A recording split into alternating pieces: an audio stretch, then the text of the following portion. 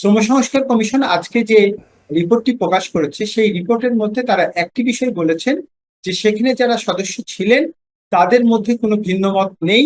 তারা ঐক্যমত হয়ে এই জায়গাটি এসেছেন এবং কোনো নোট অফ ডিসেন্ট ছিল না।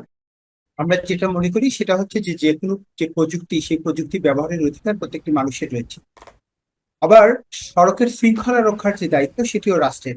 ফলে সেটির জন্য প্রকৃতপক্ষে একটি নীতিমালা দরকার।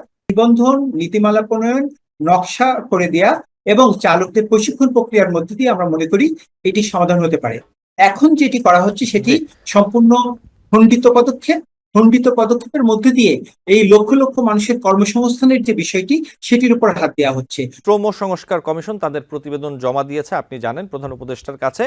আমি আর বিস্তারিত প্রস্তাবগুলো বলবো না, আমি একটু আপনার কাছে প্রশ্ন যেটি রাখতে চাই যে এতে যে প্রস্তাবগুলো আছে আপনি যদি একটু বলতেন যে 4-5 মিনিটের মধ্যে ছোট করে যে কোন প্রস্তাবগুলোর সাথে আসলে আপনি বা আপনারা একমত, কোন প্রস্তাবগুলো নিয়ে একটু দ্বিমত রয়েছে, অথবা কোন প্রস্তাবগুলো নিয়ে আরো আলোচনা প্রয়োজন বলে আপনি মনে করেন। আহসান হয় বুলবুল।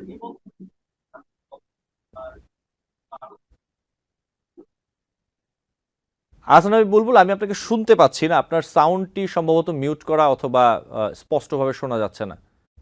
ধন্যবাদ জি। জানাচ্ছি আপনার মাধ্যমে দর্শকদের, এবং ধন্যবাদ জানাচ্ছি আমার সহ আলোচক যারা রয়েছেন, বিশেষ করে বাংলাদেশের জাতীয় আন্দোলনের অন্যতম একজন নেতা এখানে রয়েছেন, মীর ঘোষ সহ এনসিপির যে নেতৃত্ব রয়েছেন সবাই, তাদেরকেও আমি ধন্যবাদ জানাচ্ছি আমার নিজের পক্ষ থেকে এবং আমার সংগঠনের প্রতিনিধিত্ব আমি করছি। শ্রম সংস্কার কমিশন যে বিষয়টি সেটি হচ্ছে এই সরকারের সময়ে অন্যান্য যে কমিশনগুলো গঠন হয়েছে সেই কমিশনের সাথে এটি একটি মাত্র পার্থক্য আছে যে অন্য সংস্কার কমিশনের যে রিপোর্ট সেই রিপোর্টগুলিতে আমরা দেখেছি যে তাদের মধ্যে মত পার্থক্য রয়েছে, নোট অফ ডিসেন্ট রয়েছে। শ্রম সংস্কার কমিশন আজকে যে রিপোর্টটি প্রকাশ করেছে সেই রিপোর্টের মধ্যে তারা একটি বিষয় বলেছেন যে সেখানে যারা সদস্য ছিলেন তাদের মধ্যে কোনো ভিন্ন মত নেই। তারা ঐক্যমত হয়ে এই জায়গাটি এসেছেন এবং কোনো নোট অফ ডিসেন্ট ছিল না।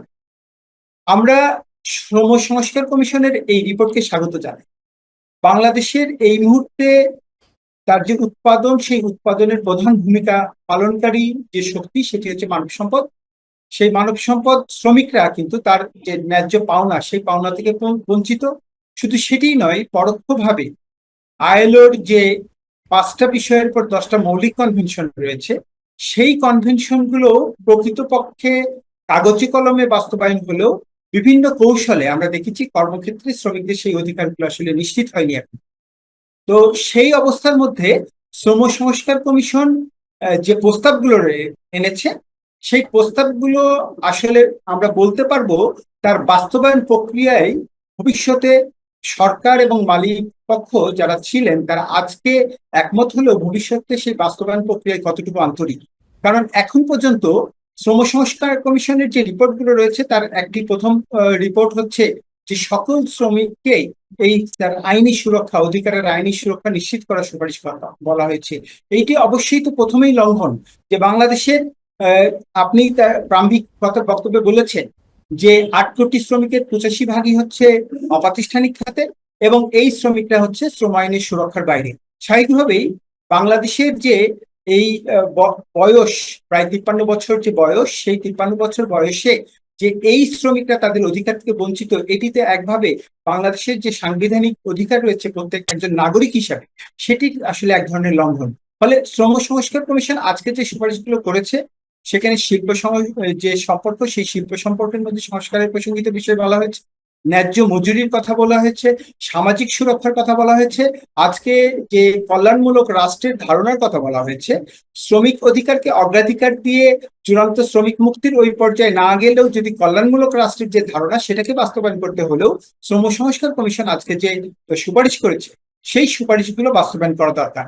আমরা এখন পর্যন্ত বাস্তবায়নের ক্ষেত্রে আমরা কিন্তু দেখেছি এই সরকারের সময়ও এই বিভিন্ন জায়গায় যে কালো আইন 1974 সালের বিশেষ ক্ষমতা আইন, সেই বিশেষ ক্ষমতা এই বিষয়টিতে আমরা আসবো। জি, আমরা এই বিষয়টিতে আসবো। আমি একটি কথা শুধু যুক্ত করে শেষ করছি যে এখন কিন্তু শ্রমিক আন্দোলনকে শ্রমিক তার ইউনিয়ন করার অধিকার, চাওয়ার অপরাধে, ইউনিয়ন করার প্রচেষ্টার অপরাধে কিন্তু তার উপরেও এ আইন প্রয়োগ করা হয়েছে। সাধারণ শ্রমিকরা এই বিশেষ ক্ষমতা আইনে এখন গ্রেপ্তার আছে।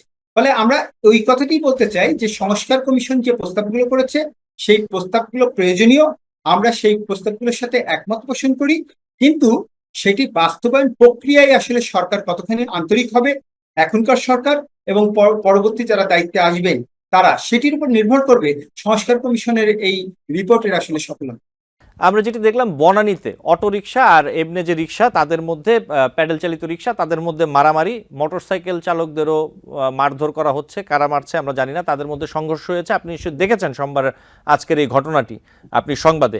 এই যে বিষয়টি পরে পুলিশ এবং সেনাবাহিনী যে সেখানে পরিস্থিতি নিয়ন্ত্রণে নেয়, আপনি যদি বলতেন যে ব্যাটারি রিক্সা নিয়ে সরকারের পক্ষ থেকে কি ধরনের সমাধান আপনারা আশা করেন, আপনি কি মনে করেন? আমরা যেটা মনে করি সেটা হচ্ছে যে যে কোনো যে প্রযুক্তি, সেই প্রযুক্তি ব্যবহারের অধিকার প্রত্যেকটি মানুষের রয়েছে। আবার সড়কের শৃঙ্খলা রক্ষার যে দায়িত্ব সেটিও রাষ্ট্রের। ফলে সেটির জন্য প্রকৃতপক্ষে একটি নীতিমালা দরকার, তার স্বীকৃতি এবং আইনগত ভাবে তার যে অধিকারের যে প্রক্রিয়া, সেই প্রক্রিয়াটা একটি নির্ধারণ করে দেওয়ার পাশাপাশি এই চালকদের যে প্রশিক্ষণ দেওয়া, সেই প্রশিক্ষণ দেওয়ার দরকার। রিক্সার যে জন্য যে ঝুঁকিমুক্ত করার জন্য তার যে নকশা, সেই নকশা প্রণয়ন করে দেওয়া দরকার। ফলে এই নিবন্ধন, নীতিমালা প্রণয়ন, নকশা করে দেয়া এবং চালকদের প্রশিক্ষণ প্রক্রিয়ার মধ্যে দিয়ে আমরা মনে করি এটি সমাধান হতে পারে। এখন যেটি করা হচ্ছে সেটি সম্পূর্ণ খণ্ডিত পদক্ষেপ। খণ্ডিত পদক্ষেপের মধ্যে দিয়ে এই লক্ষ লক্ষ মানুষের কর্মসংস্থানের যে বিষয়টি, সেটির উপর হাত দেওয়া হচ্ছে। নিউ ইয়র্ক থেকে সম্প্রচারিত TVN 24 টেলিভিশন বিশ্বজুড়ে বাঙালির কণ্ঠস্বর।